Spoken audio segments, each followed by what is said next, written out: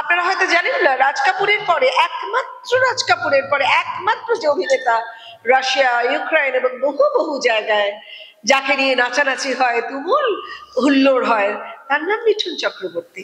আর আপনি বলেছেন কে চেনে, কে গন্ডমূর্খ?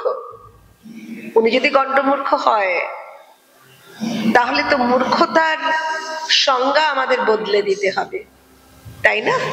আর আপনি বলেছেন উনি কোনোদিন ভারী চাল কি লাল চাল কি একটা বলেছেন, আপনি খান রোজ মোটা চালের ভাত, আপনারা খান, যার যেরকম সামর্থ্য সে সেরকম খাবে।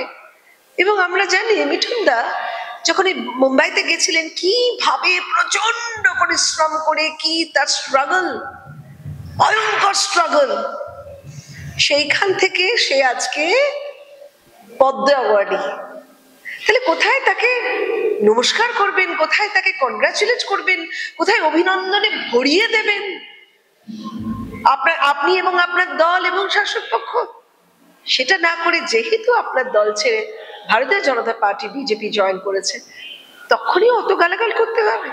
আর আপনারা যাদের পুষে রেখেছেন সেই সব মানুষগুলো যা নয় তাই বলছে। মানে আমাদের অভিনেতাদের নামে কলঙ্ক তারা।